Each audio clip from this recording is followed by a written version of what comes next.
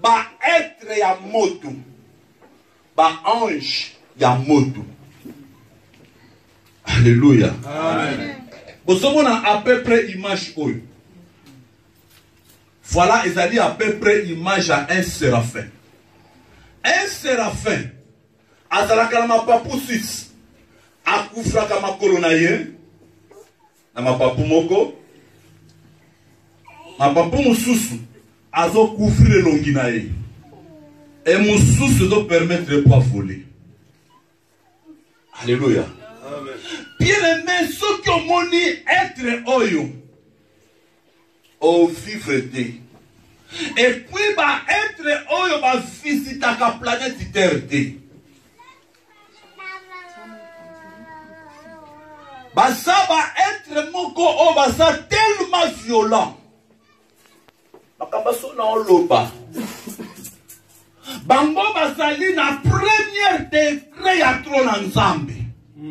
Bah, fanda na présence en Zambie. Dans la tradition, na biso, bah, ça la erreur. Si vous avez remarqué que les séraphins bazalaki likolo en Zambie, et ça est reçu. Ça dit tradition moko et salamana est erreur.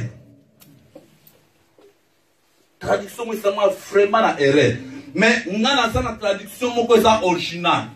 Na hébreu, le vrai original balobi ba séraphins bazalaki zinga zinga ya tron. Non likolo ya tron. Parce que le colon trône l'homme n'a pas qui est l'homme comme vous avez dit. Le seul, le souverain dans la colo. Nous sommes en Sénaï. Amen, amen, amen. Alléluia. Amen. Et bien, séraphin, et ça le premier degré, 9e degré. Il y a ordre angélical. Les ordres angélicales, et ça dit à peu près oui. Nous avons une image. Awa est dans la trône en Zambie. Awa nous avons les séraphins, nous avons les chérubins, nous avons la trône, la domination, puissance, la vertu, la principauté, l'archange et l'ange. Et puis, ça va être moko, ça va être à fait. Ça va moto. Ba être oyo ba bimakate na présence en Zambie. Yaya ceux qui ba bimi na présence en Zambie ba koti na dimension na biso planète Terre ko disparaître. C'est nous on va solo. Amen. Et au lit-moi. Ba ça va être moko ba zo demeurer 24 heures na présence ya Nzambe. Alléluia. Amen. Et ça na chérubin moko. Oya bimaka na présence ensemble. Ce qu'on tangi na mukanda ya Genèse chapitre 1 verset 2. Balobi ete Nzambe a créé ki likolo pe na se. Point. Na verset 2 balobi ete la terre sera qui informe et vide. Alléluia. Nzambe asiak na verset 1 bazo parler que Nzambe a créé ki likolo na se. Mais dans le verset 2, la terre sera qui est forme vide, et puis ténèbres sera qui surface. Il y a terre. Et ça, na événement moko le kakawana. Alléluia. Événement ni le kakawana.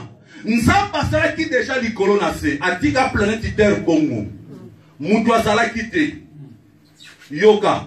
Lelo bazo découvrir mikuwa ya ba dinosaure. Et bah le bien de Mikou, bah dinosaure wana baza na existence bah 500 années, bah 500 000 années.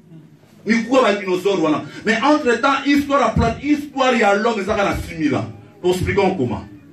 Est-ce que bah dinosaure tout le monde a bango? Non. Bah uta wapi toyebiti. En réalité, bah astronome, bah scientiste bah lobby et ça na événement moko les gars na planète Terre. Parce que les météorites nous ont fait la planète Terre et bien qu'on détruire. Biloko nyonso. Et na temps wana ka ba dinosaure ba ki vivant. Et météorite wana e poma ki ba dinosaure nyonso. Wana ba astronome ba scientiste ba lobi bongo. Mais yeso lobi ete na monaki ex chérubin Satan. Azo kwe lokola kake. Alléluia. Satan tango akwea ki tango balansaki ye. Bien aimé akwea kana colère. Tango akwea lokola météorite. Yango ba scientiste ba beza météorite. Mais Bible obie te zali être chérubin. Ba chérubin ba visitaka terre te mutako sayo. Baza ba être moko ba demeraka 24 sur 24 na présence ensemble. Ce qui est un chérubin a chardé de terre a visité qui terre parce que nous avons préparé que l'eau comme bakita. Ako kita bomoti. Et tant que Satan kouya et cela est terre et comme en forme et vide. C'est pourquoi les dinosaures va koufaki. Laissez-moi comprendre. Amen. Ce qui va chérubin, basali 8e degré. Basali 8e degré. Natron ensemble, imagine un séraphin. Alléluia. Séraphin, il dit qu'on va être à moto. Et place séraphin télémaka. Bien aimé, à la distance, il y a 14 km natron. Selon la sagesse judaïque. Alléluia. À la distance, il y a trône. Il y a 14 km. Mais pour qu'en Afrique, il faut ça là. 14 000 km. Il y a distance, il y a trône. Oui, mais. Aller-retour, il y a Afrique. Hein? C'est là. Il y a une vision moko terrible. Les êtres séraphins, nous pénétrer en profondeur. Ça va être tellement puissant. Yaya, ce qui va télémer les besoins trône, bakor na bango, enge nagapi epela amotu. T'as la position na bango. Ba télément les besoins trône. Baza incliné. Selon la sagesse judaïque. Bas séraphin, bazala ka incliné. Vous voyez pourquoi? Si il y a respect, il y a honneur pour la voix sur la trône. Amen. Baza incliné. Le séraphin. Alléluia. Amen. Et puis, ils ont le 9e degré. Pourquoi ils ont le 9e degré? Parce que chiffre 9, ils ont le chiffre éternité. Oui, c'est chiffre éternité, chiffre 9. Christ a fait qu'il a 9e ère.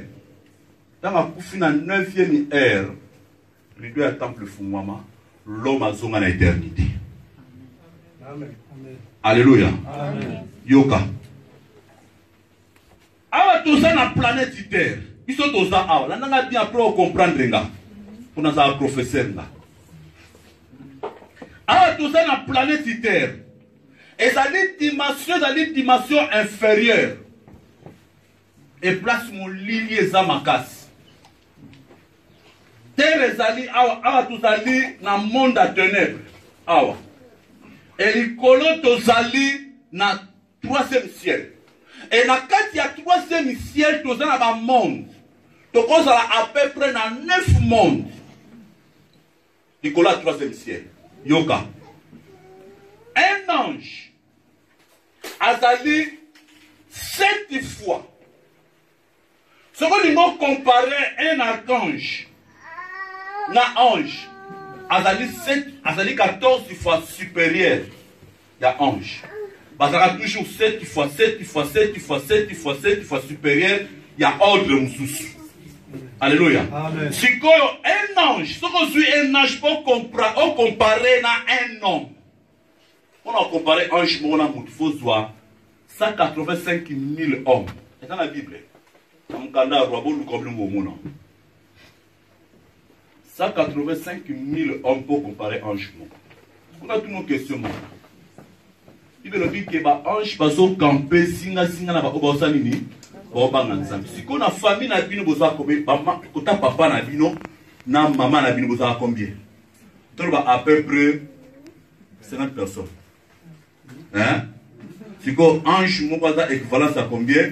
Il y a 185 000 personnes. Vous comprenez, hein? Amen. Si qu'on yozo banga, au bandoka fumina so ba 10 so ba 50 na éviter mais ange moka aza na droite na yo aza na équivalent à 185 000 personnes. Amen. Alléluia. Amen. Alors entre oyo angélical et ça les robe ya nzambe.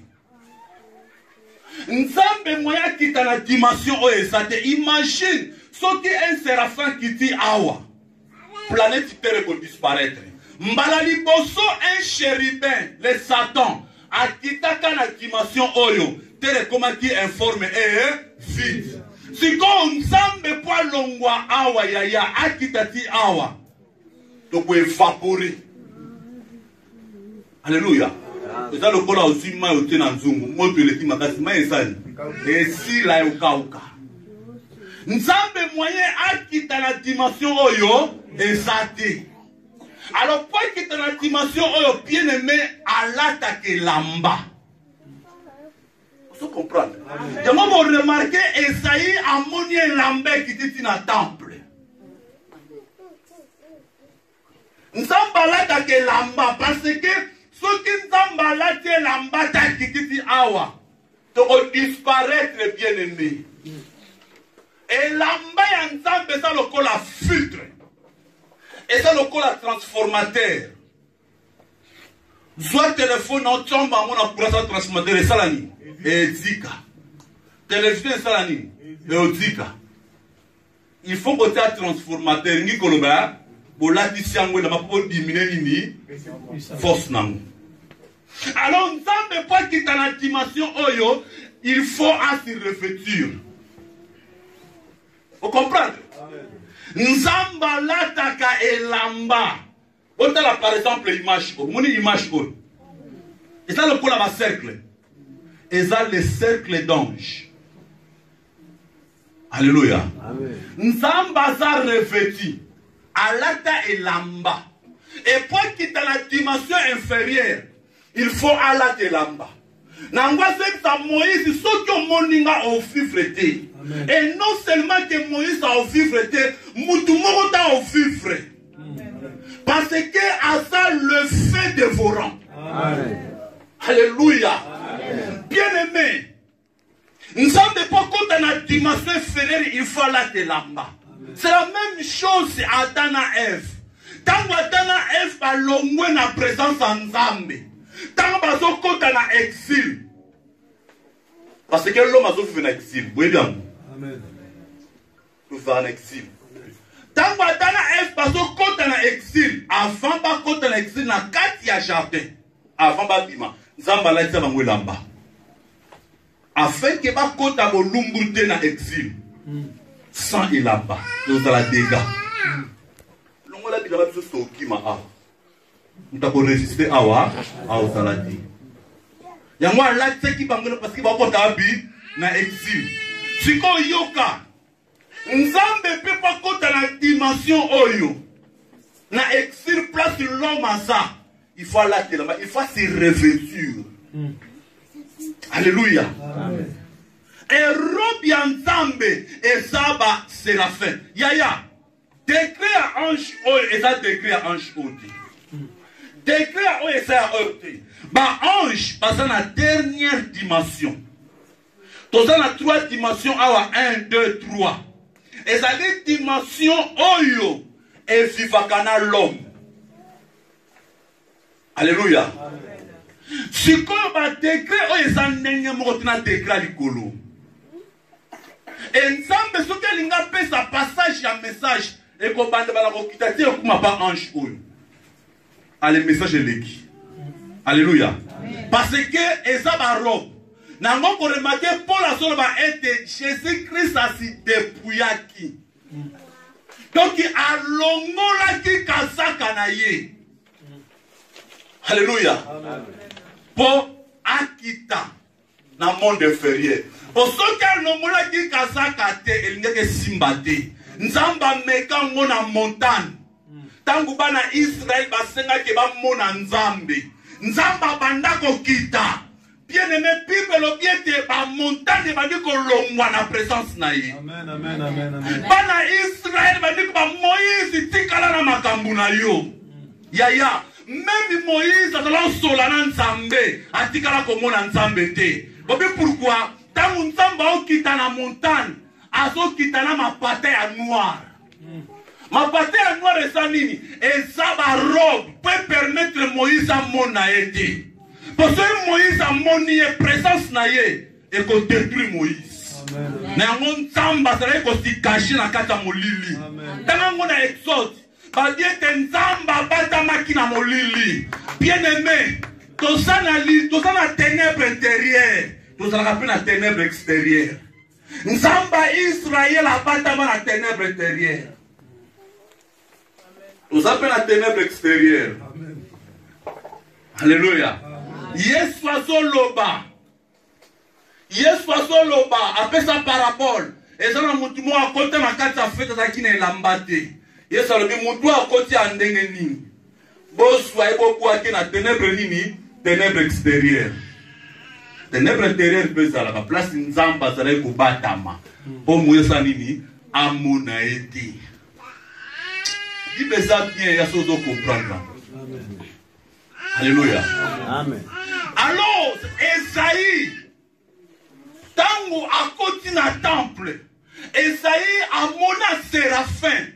Ba séraphin bazala ki singa ya trône.